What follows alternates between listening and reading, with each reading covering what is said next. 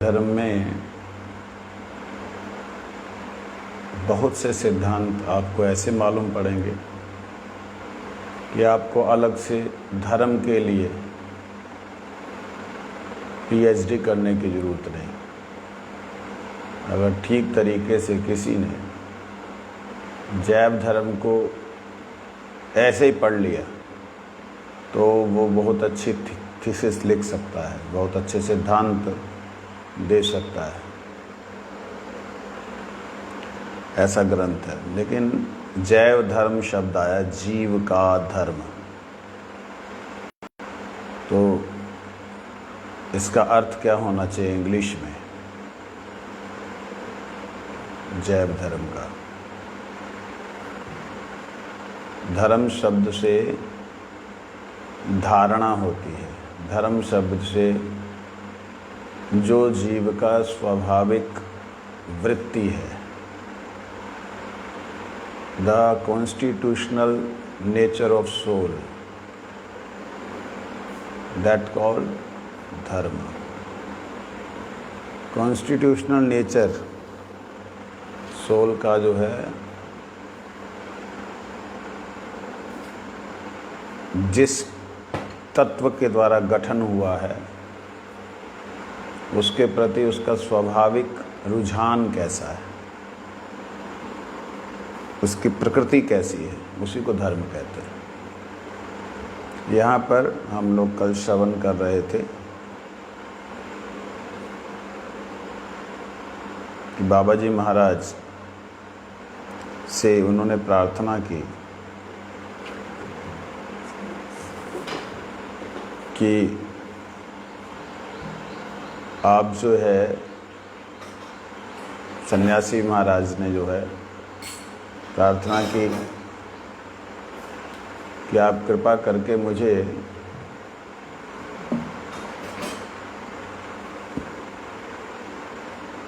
कुछ प्रश्न मेरे दिमाग में आ रहे हैं, उनका जवाब दें। देखिए, इससे ये पता लगता है परम वैष्णवों का संग होने पर भी, परमहंस महात्माओं का संग होने पर भी, जब व्यक्ति अपने पूर्वाग्रहों से ग्रसित होता है, पूर्वाग्रह मतलब पहले जिस वस्तु के लिए उसने अपनी मनोवृत्ति को दिया था, अपनी बुद्धि को दिया था, आग्रह था जिसके लिए, जिसको ग्रहण करने के लिए उसके अंदर अभिलाषा थी, उसे आग्रह कहते हैं। तो पूर्वाग्रहों से ग्रसित जो जीव है, जो परम वैष्णवों का संग प्राप्त करने पर भी, यहाँ तक कि महाप्रभु जी की कृपा का अनुभव करने पर भी, उन्होंने महाप्रभु की कृपा का अनुभव किया है, रो रहे हैं, गुरु जी के चरणों में गिर करके प्रार्थना कर रहे हैं, गिड़गिड़ा रहे हैं, सब कुछ हो रहा है। इससे पता लगता है कि वो अनुभव भी कुछ प्राप्त कर पाए हैं, कुछ रियलाइजेशंस भी हुई हैं। तो रियलाइजेशंस के बावजूद भी व्यक्ति का पूर्वाग्रह कैसे रह सकता है, पहले के संस्कार कैसे रह सकते हैं? जब बात आती है कि साधु संग सर्वशास्त्रिक है, लवमात्र साधु संग सर्वसिद्धि है, थोड़े से साधु संग से सर्वसिद्धि हो जाती है, अर्थात भगवान मिल जाते हैं, या जो भी चाहिए उसे वो मिल जाता है। परंतु यहाँ बहुत दिनों से बाबा जी महाराज के पास में है, होने पे भी उनके मन में कुछ एक वो जो बातें पहले की थी वो चक्कर काटती हैं, वो पूर्ण रूप से भावावेश में जाने नहीं देती। हम लोगों ने भी देखा गुरुदेव के साथ में रहने पर भी जो पूर्व जन्मोकृत पाप कर्म हैं उनके प्रभाव से, या इस जन्म में जो बद अभ्यास है, गंदा अभ्यास है, उसके कारण से हम लोग अपने आप को, सभी की बात नहीं करता हूँ, कुछ लोग, मैक्सिमम लोग अपने आप को सुधार नहीं पाते। तो करना क्या चाहिए? ये महात्मा का अभ्यास, शास्त्रों का अध्ययन, अध्यापन, उसका मंथन, ये सब था। तो वो पूर्वाभ्यास के कारण वो मन में कुछ एक क्वेश्चन चल रहे हैं, प्रश्न चल रहे हैं। तो वह प्रश्नों को उन्होंने बोला कि अगर आप कृपा करें तो मैं आपके पास में रखूं। आज क्या कहते हैं? बाबा जी महाराज ने कहा,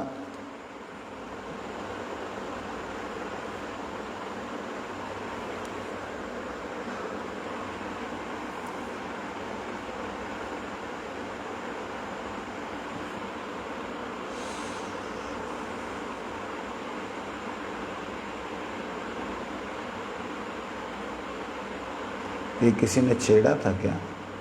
नहीं।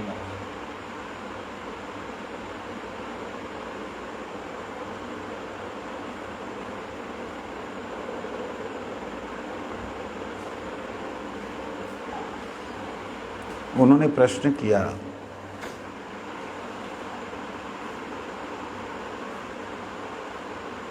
ब्रह्म ज्ञान की अग्नि से दग्ध हृदय में ब्रजरस का संचार कर आप उसे शीतल करें। सन्यासी ने कहा। बाबा जी महाराज बोले, आप योग्य पात्र हैं, आप जो प्रश्न करेंगे उसका मैं यथाशक्ति उत्तर दूंगा। एक होता है तार्किक व्यक्ति, जो जानता है उसके अलावा कुछ नहीं मानता। यहाँ पे तार्किक तो हैं, लेकिन जो जानते हैं उससे अधिक कोई बोले तुरंत मान लेते हैं, इसलिए योग्य पात्र है। योग्य पात्र उसे कहते हैं जो जानकार है, योग्य हैं। पात्र जानकार हैं परंतु फिर भी लेना चाहते हैं। पात्र योग्य होकर के भी फिर भी पात्र बने हुए हैं, लेने की इच्छा है। क्या? श्री कृष्ण चैतन्य महाप्रभु का जो शीतल ब्रजरस प्रेम है उसे। सन्यासी ने कहा, प्रभु मैं बहुत दिनों से धर्म की प्रतिष्ठा सुनकर धर्म क्या है यह प्रश्न अनेक लोगों से अनेकों बार कर चुका हूँ, परंतु दुख का विषय यही है कि इस प्रश्न के उत्तर में उन लोगों ने जो कुछ बतलाया वह सब परस्पर विरोधी दिखलाई दिया। इसीलिए आप कृपा करके बताइए जीव का धर्म क्या है, और भिन्न भिन्न उपदेशक क्यों भिन्न भिन्न उपदेशों को धर्म कहते हैं। भिन्न भिन्न उपदेशक क्यों भिन्न भिन्न उपदेशों को धर्म कहते हैं। यदि धर्म एक है तो सभी पंडित क्यों नहीं उसे एक अद्वितीय धर्म का अनुशीलन करते हैं। जब भगवान एक परम शक्तिमान सर्वशक्तिमान एक है और जीव उसी की शक्ति का अंश है, तो सभी जीव क्यों नहीं एक ही वृत्ति के अनुसार चलते। ये बात समझने वाली सिंपल सी बात है भाई। चुंबक है, चुंबक को लोहे के प्रति आकर्षण होता है और लोहे का चुंबक के प्रति आकर्षण होता है। तो परस्पर जो आकर्षण है वो तो स्वाभाविक है। जीव का परमात्मा के प्रति जो एक स्वाभाविक आकर्षण या प्रेम है या संबंध है वो तो स्वाभाविक है। तो वह एक जब परमात्मा है, परम पुरुष एक है, तो उसका प्राप्त करने का मार्ग हो या उससे संबंधित लोग हों, वो एक ही मार्ग पे चलने चाहिए। ये प्रश्न किया। श्री कृष्ण चैतन्य महाप्रभु के श्री चरण कमलों का ध्यान करके, श्री कृष्ण चैतन्य महाप्रभु के श्री चरण कमलों का ध्यान करके परमहंस बाबा जी कहने लगे, हे सौभाग्यवान, मैं अपने ज्ञान के अनुसार धर्म का तत्व कहता हूँ। जिस वस्तु को जो नित्य स्वभाव है, जिस वस्तु का जो नित्य स्वभाव है वही उसका नित्य धर्म है। वस्तु के गठन से स्वभाव का उदय होता है। कृष्ण की इच्छा से जब कोई वस्तु गठित होती है तब उस गठन का नित्य सहचर रूप एक स्वभाव भी होता है। कहते हैं वस्तु और उसका नित्य स्वभाव। वस्तु बोलने से मतलब यहाँ पे सभी प्रकार के जीव, सभी प्रकार का जो जड़ जगत दिखने में लग रहा है, प्रकृत रूप से उसके अंदर आत्मा है। उन सभी आत्मा वाले जितने भी तत्व हैं, उन तत्वों को यहाँ पे वस्तु शब्द से संबोधन किया है। हम वस्तु किसे समझते हैं? हम जड़ तत्व को वस्तु समझते हैं, लेकिन यहाँ वस्तु उसके लिए नहीं कहा है। यहाँ वस्तु कहा जो वास्तव में है। वस्तु शब्द वास्तवस्तु, जो वास्तव में है वो वस्तु है। जो अवास्तव है वो वस्तु नहीं है।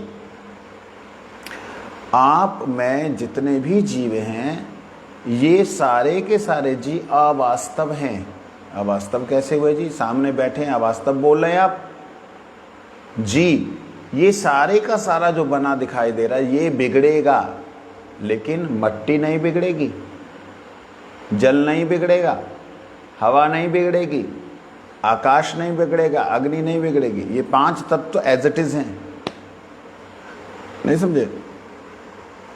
इनसे बने हुए तत्व विकार वो बदल जाएंगे, वो बिगड़ेंगे।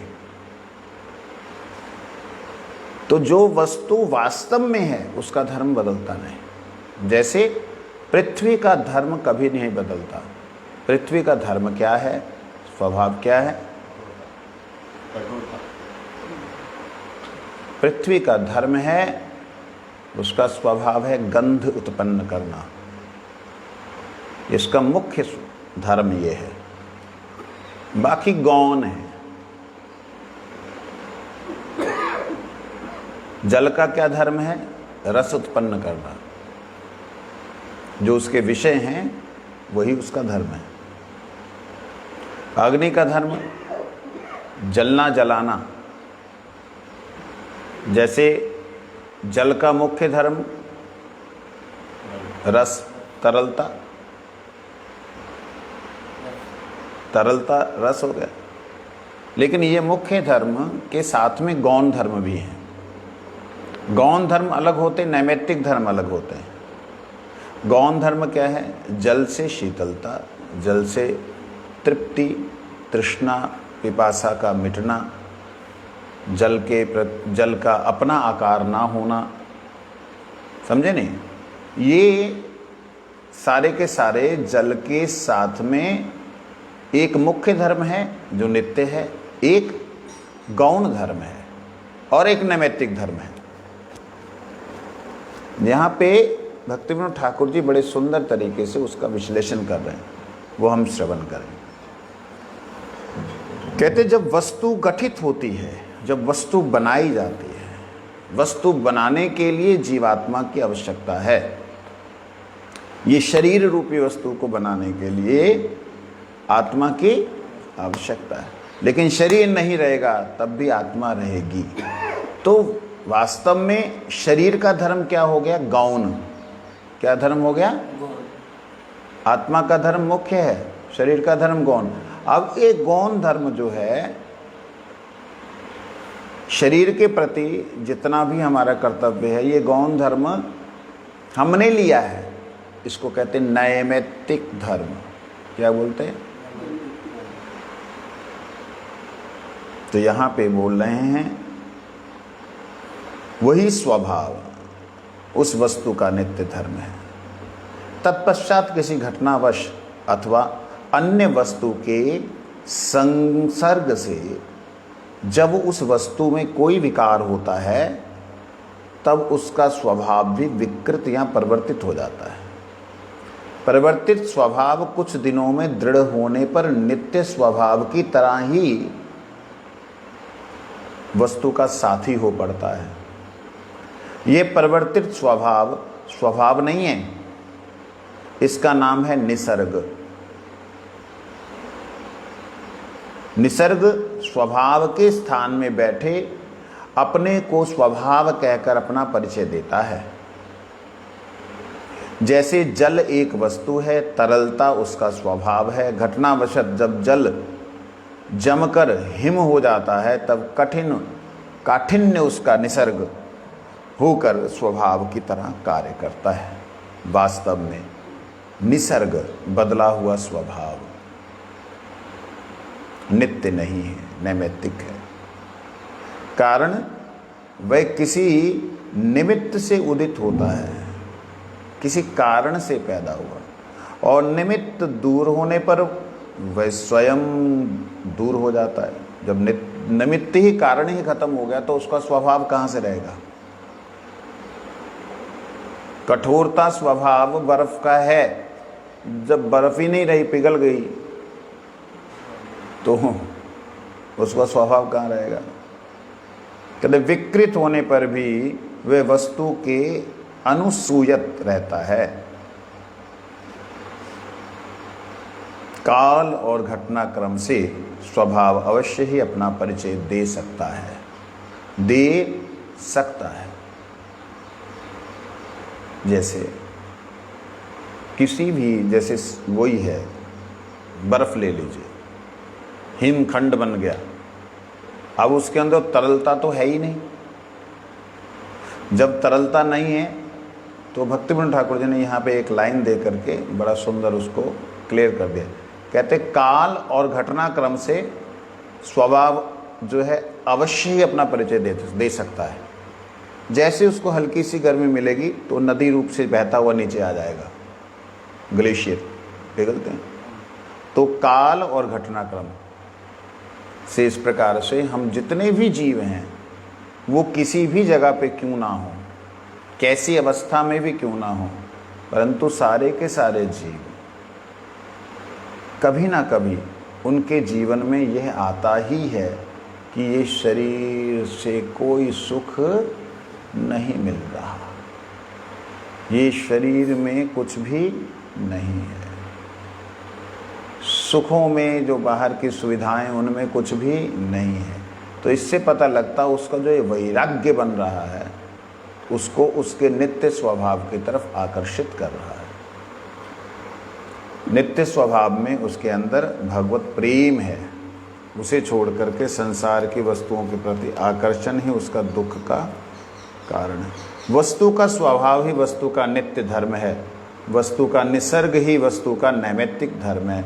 निसर्ग किसी के संसर्ग से बना हुआ, किसी के संसर्ग से उत्पन्न हो, किसी कारण से उत्पन्न हो, उसे कहते हैं नैमित्तिक धर्म। क्या बोलते हैं? नैमित्तिक धर्म का और दूसरा नाम नित्य धर्म। नैमित्तिक धर्म को और किसी दूसरे नाम से बुलाएंगे तो अभी बोल रहा हूं ना, ध्यान नहीं दे रहे। निसर्ग किसी के संसर्ग से उत्पन्न हुआ,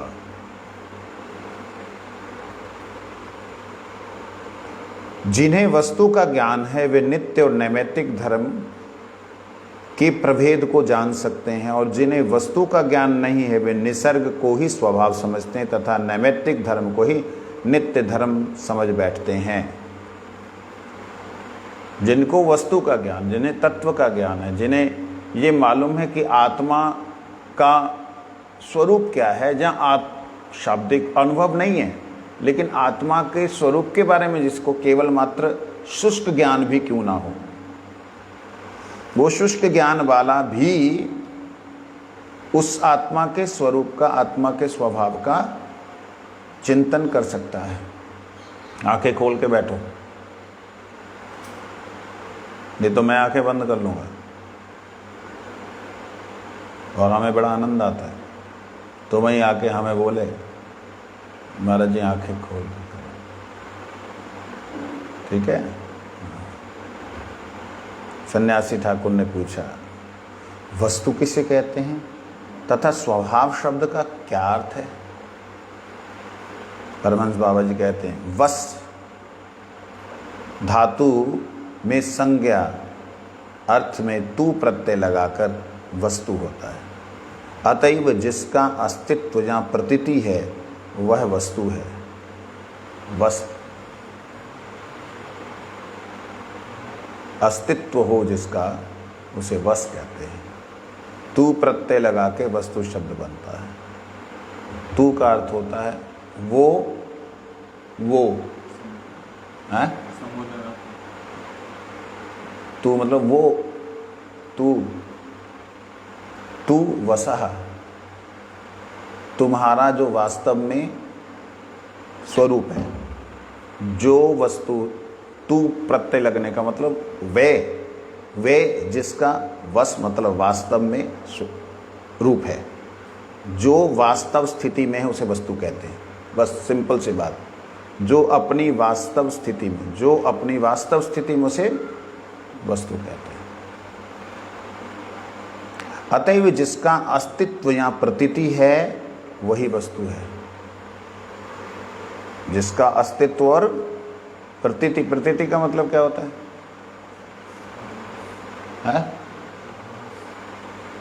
प्रतीति मतलब क्या है? एहसास, आभास, अनुभूति।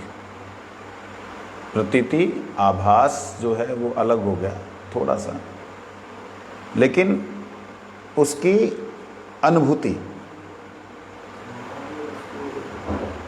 यहां जो दिखलाई देता है, प्रतीति मतलब दिखलाई देना, वो जो है उसका दिखलाई देना, ये प्रतीति। प्रतिभासित होना, प्रतीति होना, उसका प्रतिबिंब दिखलाई देना, जहाँ वो वस्तु जैसी है वैसा उसका अनुभव होना। आभास होना, जैसे सूर्य आ रहा है तो सूर्य से पहले सूरज का आभास आ जाता है, ऐसे प्रतीति। अतएव जिसका अस्तित्व या प्रतीति है वही वस्तु है। वस्तुएं दो प्रकार की होती, वास्तव और अवास्तव। वास्तव वस्तु और वास्तव वस्तु परमार्थ भूत है और अवास्तव वस्तु द्रव्य गुणादिक रूप है। जो वास्तव वस्तु है वो क्या है? परमार्थ भूत। परमार्थ भूत मतलब जो हमारे लिए परम जरूरत है। परम जरूरत हमारे संसार में, संसार के जितने भी प्राणी हैं, प्राण जिन्होंने धारण किया उन्हें प्राणी कहते हैं, जितने भी प्राणी हैं उनके लिए परम अर्थ क्या है? उनके लिए परम अर्थ है जीवित रहना। उनके लिए परम अर्थ है, उनकी सबसे ज़्यादा बड़ी ज़रूरत है सबसे पहले जीवित रहना, दूसरा ज्ञान रहना, जीवित रहने के लिए या मैं जिंदा हूँ इस बात का ज्ञान रहना, तीसरा है ज्ञान रहते हुए आनंद की अनुभूति होना।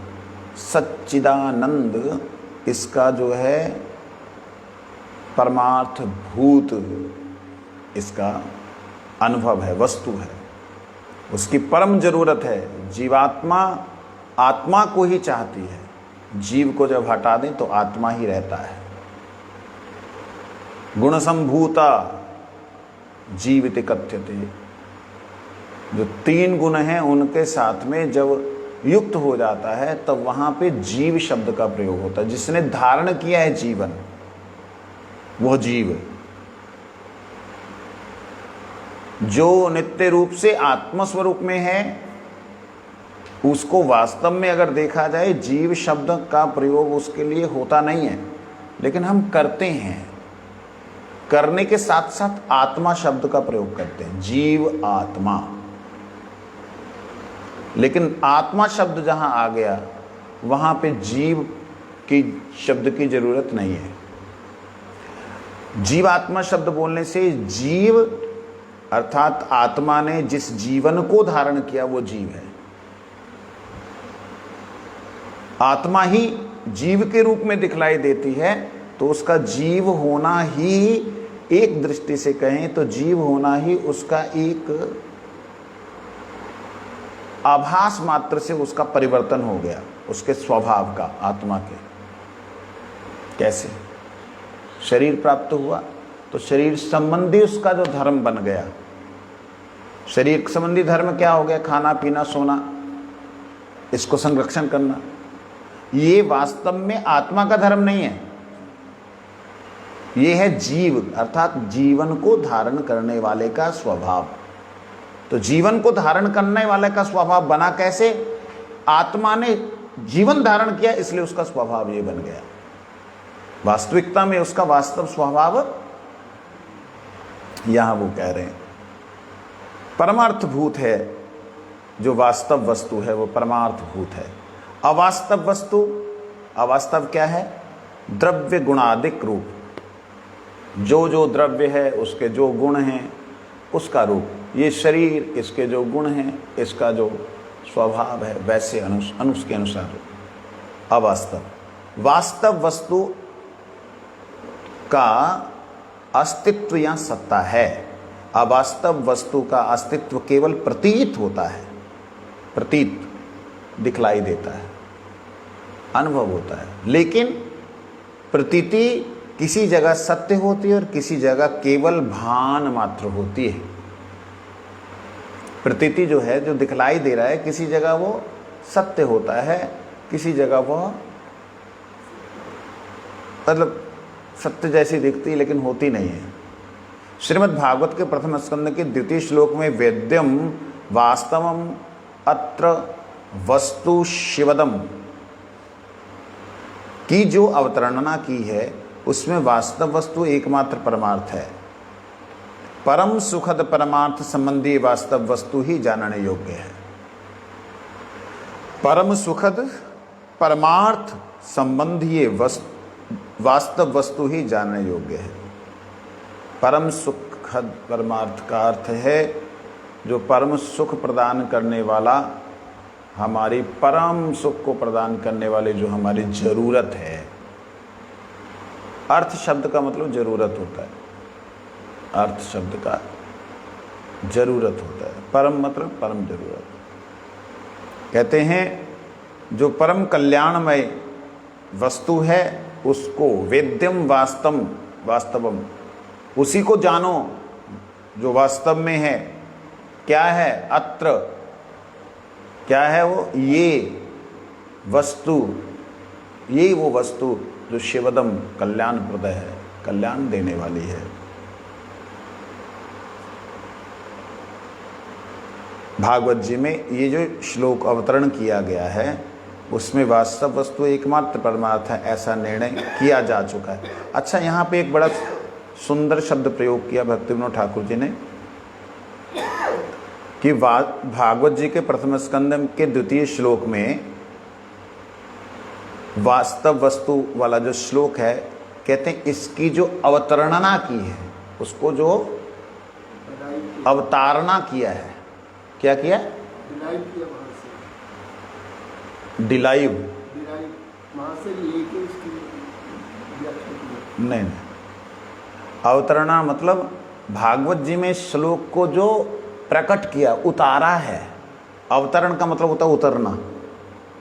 भागवत यहाँ का नहीं है, भागवत किसी ने लिखा नहीं है, भागवत अवतरण हुआ है, अवतार हुआ है भागवत का। यह शब्द जो है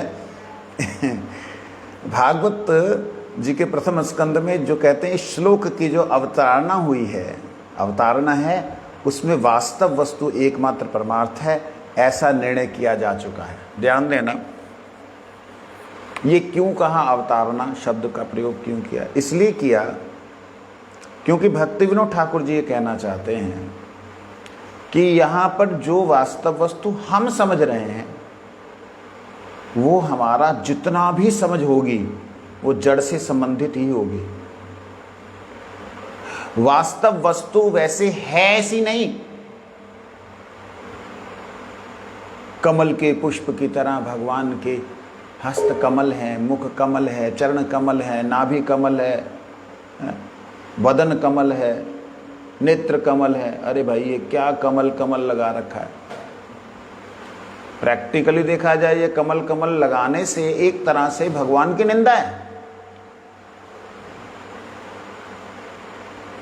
क्योंकि कमल होता है पंख से पैदा, पंख से मतलब कीचड़ में पैदा होता है। तो भगवान क्या कीचड़ में पैदा होंगे? यह भगवान का सब कुछ कमल है तो क्या कमल कमलापति भगवान को कहते, कितने ही नाम। तो कहने का मतलब है जो वास्तव तत्व है उसकी अवतरणना, जो जैसा है वैसा अवतरण हो तो उसको कहते हैं अवतारणा। उसकी अब आ जाती है व्याख्या। जब हम व्याख्या करने लगते तब हमारी बुद्धि जो है उसको कैसे दिखलाएगी दूसरे को, कैसे अनुभव कराएगी दूसरे को, तो इस संसार के एग्जाम्पल लेके ही करानी पड़ती है, ये मजबूरी है। तो यहाँ वास्तव वस्तु जब बोल रहे हैं, वास्तवम अत्र वस्तु, तो वास्तव वस्तु शब्द का प्रयोग कर रहे हैं। हमारे दिमाग में वस्तु वस्तु वस्तु वस्तु वस्तु क्या घुसा है? ये करताल, ये मोबाइल का कवर, ये वस्तु है हमारे दिमाग में। हमारे दिमाग में जो वस्तु शब्द है वो आत्मा के लिए प्रयोग कभी होता ही नहीं।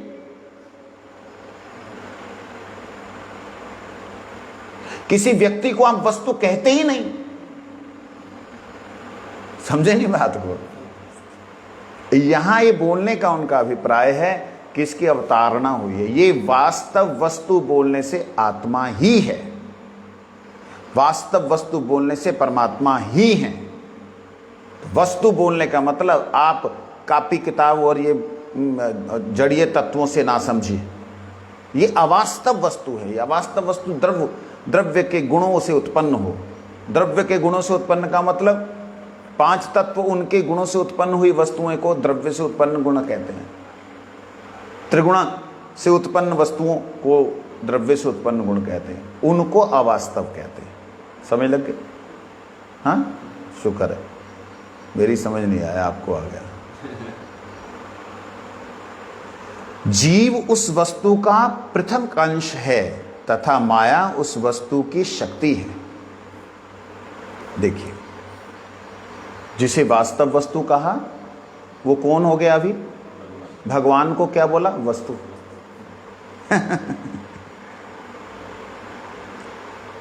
वास्तव शब्द बोलने का मतलब वास्तविकता में तो वस्तु शब्द में ही वास्तव है, वस्तु शब्द में ही वास्तव है। लेकिन वस्तु का यहाँ पे बड़ा सुंदर अर्थ भक्तिविनोद ठाकुर जी ने कहा, वसास्तु, जो वसा है अर्थात जो स्थिर है, जो है। वसह तू, जो वो है। कैसे है? वास्तव में जो वो है वो है वास्तव वस्तु, है ना? आनंद आ गया।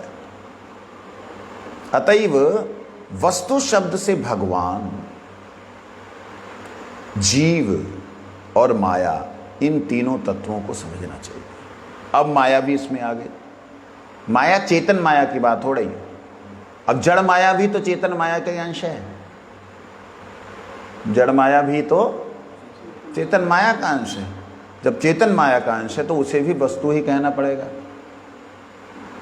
जैसे जीव परमात्मा का अंश है तो परमात्मा का वस्तु, परमात्मा वस्तु तो कहने का मतलब है, देखा जाए तो इस संसार में सारे का सारा तत्व भी वास्तव में है। वसास्तु अर्थात वह स्वरूपमान है, उसका दिखलाई देता है, उसकी प्रतीति होती है। जिसकी प्रतीति हो, जो अनुभव में आए, उसे वस्तु कहते हैं। That's all. इन तत्वों की बहुविधि प्रतीतियां हैं, जो तीनों तत्व के बारे में बोला। हाँ, इन तीनों के परस्पर संबंध ज्ञान को शुद्ध ज्ञान कहा जाता है। ये तीनों कौन कौन? तुम बोलो। 3 तत्व अभी बोले थे, कौन कौन?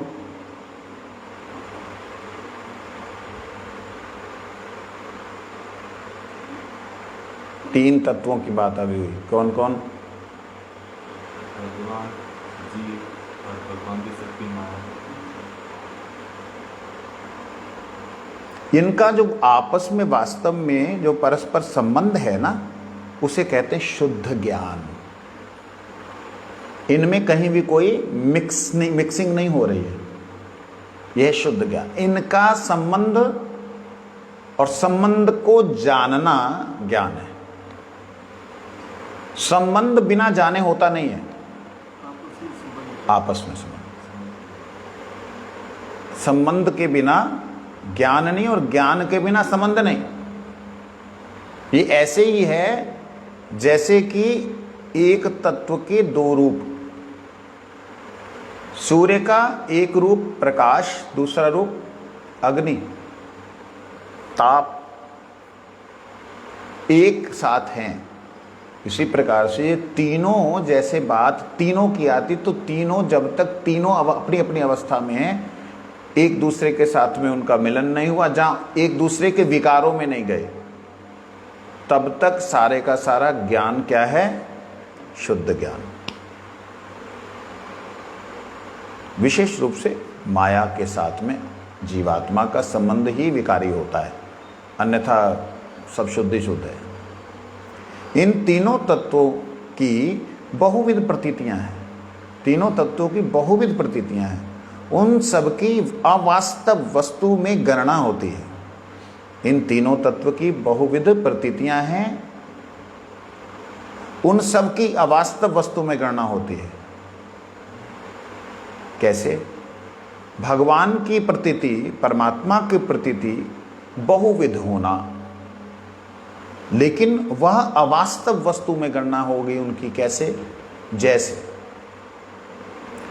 मैं पेड़ों में अश्वत्थ हूं, मैं नागों में वासुकी हूं, मैं द्यूत में कपट हूं। ये प्रतीति हो रही है किसकी? भगवान की। कैसे प्रतीति हो रही है? कैसे प्रतीति हो रही है? वहां पे वैशिष्टन है, उस वहां पे विशिष्टता है। वैशिष्टता के कारण भगवान की शक्ति है वहां पे, इसलिए भगवान ने कहा मेरी विभूति है तो मैं ही हूं। बात समझे नहीं? मतलब गवर्नर का शासन होने का मतलब ही है राष्ट्रपति का शासन होना। गवर्नर के शासन में जो इंस्पेक्टर है वो मुख्यमंत्री को भी पकड़ लेता है। वही पुलिस वाला उस वक्त गवर्नर के अधीन है, और इस वक्त पुलिस अगर पकड़ रही है तो वो गवर्नर पकड़ रहा है। गवर्नर पकड़ रहा है मतलब राष्ट्रपति पकड़ रहा है। तो यहाँ पे जो प्रतीति हो रही है विभूति के रूप में, वो राष्ट्रपति की हो रही है। हमारे पास उदाहरण नहीं है संसार में समझाने के लिए, इसलिए मैटेरियल उदाहरण देने पड़ते हैं, मजबूरी है। अगर बाय द वे जो भगवत कृपा से अनुभूतियाँ होती हैं उनको उतारा जाए इस संसार में, डेफिनेटली कोई नहीं समझ सकता, क्योंकि उतारने के लिए शब्द ही नहीं है, शब्द है ही नहीं। एक छोटी सी बात बोल करके मैं इसको आगे बढ़ता हूं, हालांकि ये प्रसंग से अलग है। देखा नहीं उसको समझ नहीं आता। नहीं, देख लिया, दर्शन कर लिया, अगर भगवत कृपा हो से दर्शन हो गया, उनकी उस चीज को अनुभव कर लिया, करने के बाद भी कोई शब्द है ही नहीं डिस्क्राइब करने के लिए। कल तुमने आइसक्रीम खाई थी, ठाकुर जी का प्रसाद, उसको डिस्क्राइब करो तो कर ही नहीं सकते। मीठा था, क्या मीठा था? ज्यादा था? नहीं, अच्छा था। कैसे अच्छा था? क्या डिस्क्राइब कर सकते हो उसको? बतला सकते हो? ये तो अनुभवगम्य वस्तु है। अनुभवगम्य वस्तु जो है उसको डिस्क्राइब नहीं किया जाता, लेकिन जब डिस्क्राइब करने की बात आती है डिस्क्रिमिनेशन शुरू हो जाती है वहां पे। जब हम उस वस्तु को शब्दों के द्वारा बतलाने की कोशिश करते हैं तो उस वस्तु की एक दृष्टि से निंदा नहीं है, लेकिन एक दृष्टि से उसकी निंदा शुरू हो जाती है। बात समझे? जैसे भगवान की ऊर्जा, भगवान की शक्ति संपूर्ण विश्व में व्याप्त है और भगवान कह रहे मैं ही हूं, मेरे ऑर्डर से ही मुख्यमंत्री को पकड़ा गया है, तो वो भगवान ही हैं, उनका साइन ही है, वो ऑर्डर का मतलब वही है। लेकिन वास्तविकता में क्या वो है? तो वो अवास्तव हुआ। इसीलिए यहां पे कहते हैं इन तत्वों की बहुविध प्रतीतियां जो हैं उन सबकी अवास्तव वस्तु में गणना होती है। मतलब प्रतीतियां बहुविध हैं, वो जैसे वो हैं वैसा नहीं दिख, वैसी वर्णन नहीं हो रहा है। प्रतीतियां अलग अलग जगह पे उनको अनुभव करना जा, उनको समझना जा, उनको जबरदस्ती उनको जो है थोपना। जैसे पति ही परमेश्वर है, थोपना है, पति परमेश्वर, पति परमेश्वर का मेरा लाल गोपाल है, लाल गोपाल कहां से? गोपाल लाल है, परमेश्वर पति है। सदगुरु भगवान है, अरे भगवान सदगुरु है। ये चीजें मतलब एक है कि भगवान की प्रतीति, भगवान का प्रतीति मतलब कह सकते हैं प्रतिबिंब कहीं भी हम थोप दें। इसी दृष्टि से तो लोग बोलते हैं, कुछ विधर्मी लोग, कि तुम लोग जो है उसकी जब प्रतीति हो ही नहीं सकती तो तुम जो मूर्तियां बनाते हो सब अवास्तव है। वो परमात्मा एक है जिसका नाम खुदा, अल्लाह जो भी बोलते हैं वो लोग इसी दृष्टि से बोलते हैं कि वो अवास्तव है, और अवास्तव की पूजा करोगे तो अवास्तविकता में ही जाओगे एक दृष्टि से। लेकिन इसमें हमारा पक्ष क्या है? हमारा पक्ष है हम वास्तव की पूजा कर रहे हैं अवास्तव के माध्यम से। अवास्तव के माध्यम से असत्य के सहारे को लेकर के सत्य को कैसे प्राप्त कर सकते हैं? असत्य का सहारा लेके सत्य को कोई प्राप्त नहीं कर सकता। ये सामने से तर्क आ सकता है, तो उसके लिए है इस जगत में कुछ भी असत्य नहीं। आओ, जब माया उसकी है तो माया से उत्पन्न जितने भी तत्व हैं उसी के हैं, और उन तत्वों को विशुद्ध रूप से अगर उनके साथ लिंक्ड मान लोगे, क्योंकि है तो उन्हीं का, लिंक तो उन्हीं से, उनके साथ लिंक मान लोगे और लिंक मान करके आप उनसे संबंध स्थापित करोगे, डेफिनेटली वो आपको मिलेंगे। समझ, 5 तत्वों को, अग्नि, आकाश, जल, वायु इत्यादि को भगवत गीता में कहा है कि इनकी आराधना करने वाला मूर्ख है। जड़ की आराधना करना मूर्ख है।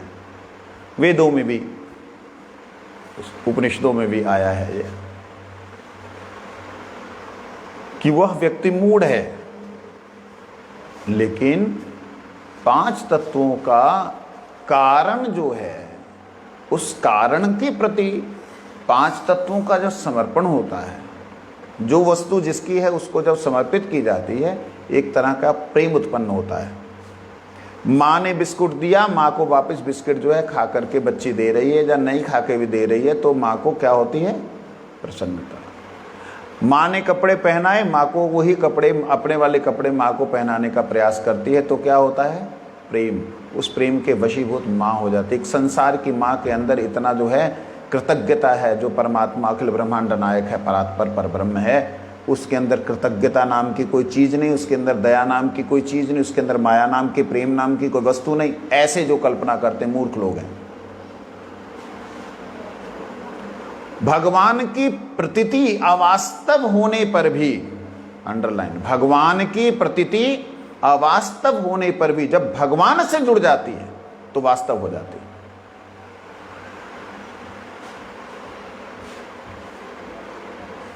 पंखा है, लाइट है, सब प्रकाश है, ये विद्युत पीछे से कनेक्शन कट गया तो आप इसको मुंह में भी डाल सकते हो, लेकिन जैसे ये उनके साथ जुड़ जाता है तो ये बिल्कुल वैसा ही हो जाता है, उसमें कोई भी भेद।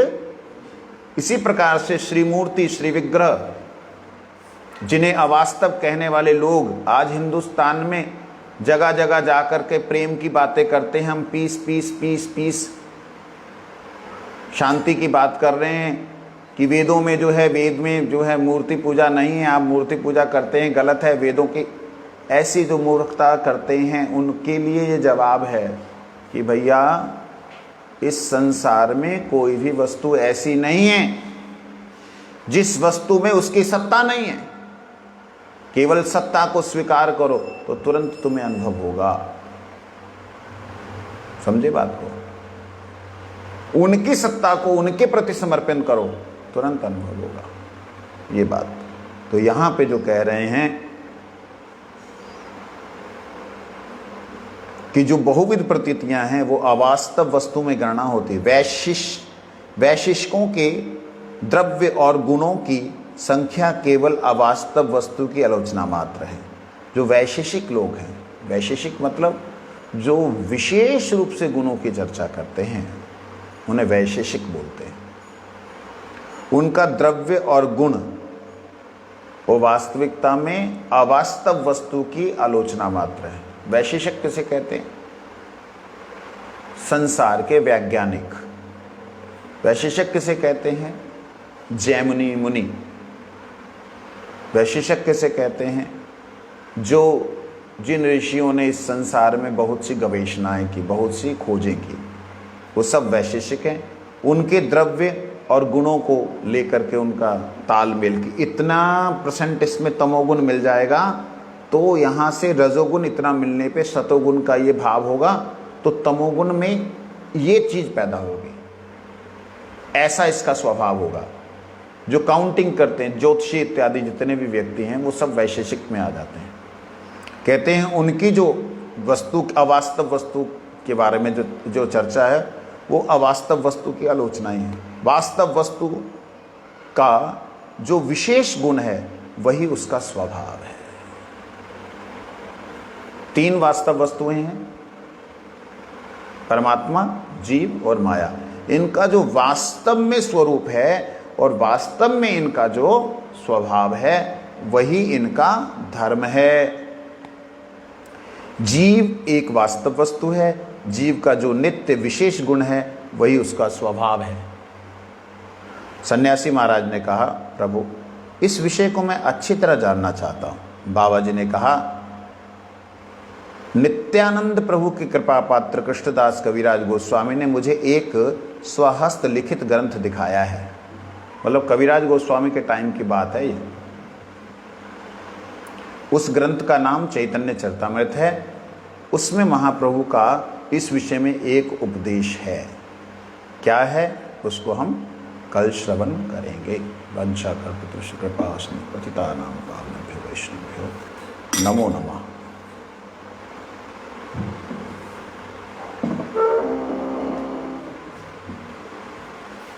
हरि हरि नाम कृष्णा याद